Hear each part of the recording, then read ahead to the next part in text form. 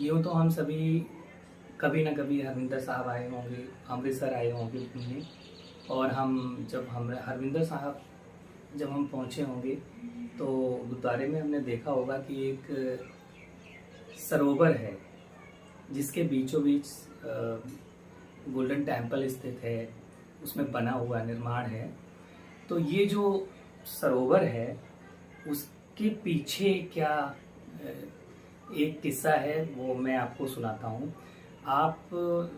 जब आप श्री हरमिंदर साहब के जो गुरुद्वारा है उसके अंदर प्रवेश करते हैं तो आप दीवार पे किंवदंतियाँ लिखी हुई हैं, मतलब कुछ एक कहानियाँ जो प्रचलित हैं, जो बहुत पॉपुलर हैं, वो लिखी हुई हैं। उनमें से एक किस्सा मैं आपको सुनाता हूँ जो कि इस तालाब से रिलेट करता है, इस पवित्र तालाब सरोवर से रिलेट है, वो आपको सुनाता हूँ। जो तालाब वहाँ स्थित है, सिखों के जो चौथे गुरु रहे हैं श्री गुरु रामदास जी, और ये अमृतसर जो है उन्हीं के द्वारा, उनके हाथों से इस अमृतसर को बसाया गया, जिसको हम और आप गोल्डन टेम्पल के नाम से जानते हैं। ये लगभग 400 साल पुराना है और यहाँ पे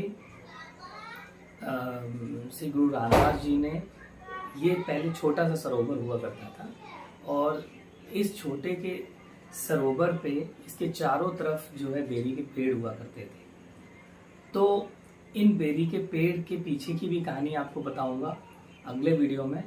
आज हम बात कर रहे हैं उस पवित्र सरोवर की, कि उसके पीछे का मतलब वो किस तरीके से पॉपुलर है, किस तरीके से लोग उसको पूछते हैं, क्या उसका धार्मिक महत्व है, ये बताता हूँ। कहानियाँ ये हैं कि अगर किसी को भी कोई कष्ट है, शारीरिक कष्ट है, और यदि वो इसमें स्नान कर लेता है तो उसका वो जो कष्ट है वो वाहिगुरु जी हर लेते हैं, उससे उसको निजात मिल जाता है। ये आम धारणा है, आम लोग इस बात को बड़ी महत्वता देते हैं, ऐसी बात मानी जाती है। तो अब मैं बताता हूँ आपको वो किस्सा जो दीवारों पे भी अंकित है। एक बार एक गांव में एक गरीब पिता अपनी बेटी की शादी एक गरीबी के चलते किसी एक कोढ़ी व्यक्ति से कर देता है, यानी कि जिस व्यक्ति को कोढ़ होता है उसके साथ वो कर देता है। तो इस व्यक्ति को जिससे कोढ़ होता है, उसकी लड़की को इस बात से तनिक भी ये नहीं होता है कि मेरा विवाह एक कोढ़ ग्रसित व्यक्ति से कर दिया गया। लोग हालांकि इस बात की आलोचना करते हैं कि ऐसे एक पिता अपनी पुत्री का विवाह एक कोढ़ी व्यक्ति से कर देता है, क्यों करता है वो, किंतु वो गरीब था और कई बार गरीबी के चलते कई चीज़ें हो जाती हैं, आपको समझौता करना पड़ता है, तो उसके लिए वो कोढ़ी व्यक्ति से विवाह हो जाता है। किंतु जो लड़की रहती है, उस लड़की को इसकी तनिक भी चिंता नहीं रहती है इस बात की, या थोड़ा भी ऐसा नहीं लगता है कि क्यों ऐसा हुआ। वो इसको ईश्वर की मर्जी समझती है और वो ऐसा समझती है कि जब हमारा आम व्यक्तियों को जो जीवन ईश्वर ने दिया है, उसी व्यक्ति को भी उसी ईश्वर की देन है ये जीवन, और यदि वो जीवित है तो वो उसी की कृपाओं से है, यदि उसको भोजन मिलता है तो भी उसी की कृपाओं से मिलता है। अब आपको पता है कि जिसको कोढ़ होता है उसको या तो गांव के बाहर निकाल देते हैं आमतौर पे, अभी नहीं ये है, लेकिन जहाँ भी है ये आप पढ़ सकते हैं तो आपको भी ये चीज़ पता चलेगी कि जिस समय लोगों को कोढ़ हुआ करता था उनको गाँव से बाहर निकाल देते थे, क्योंकि ऐसा माना जाता था कि ये दूसरों को भी प्रभावित कर सकता है। ठीक है, तो वो गांव के बाहर वो लोग रहते थे। तो एक दिन अपने पति को लेके उस समय सरोवर के किनारे जाके भोजन की तलाश में कि कौन भोजन देगा, ऐसे करके वो सरोवर के पास में पहुंच जाती है और उसके साथ में उसका पति होता है उसको लेके।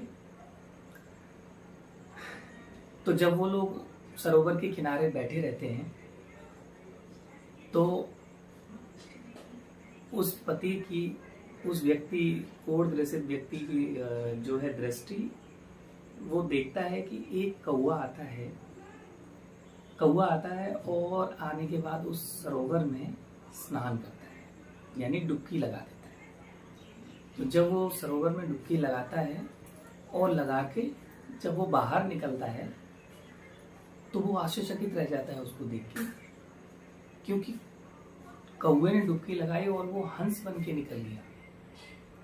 ये उस किंवदंती की बात बता रहा हूँ जो लिखा हुआ है कि उस सरोवर में उस कौवे ने डुबकी लगाई और वो हंस बन गया। ऐसा देखकर आश्चर्यचकित रह जाता है, अचंभित हो जाता है वो कोढ़ग्रसित व्यक्ति। और उसके मन में क्या आती है, मन में ये भावना आती है कि जब ये कौवा इसमें स्नान करके हंस बन सकता है, यानी कि वो अपने विकार रूपी स्वरूप को त्याग कर एक स्वच्छ और पवित्र शरीर में परिवर्तित हो सकता है, तो यदि मैं इसमें स्नान करूंगा तो मेरा भी कोढ़ इसमें शायद समाप्त हो जाए, मुझे इस दुख से निजात मिल जाए।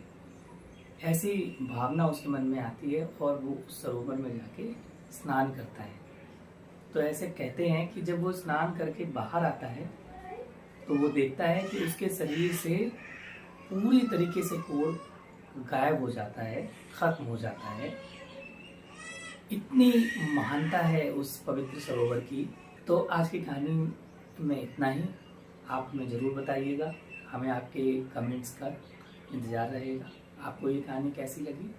वाहेगुरु जी का खालसा, वाहेगुरु जी।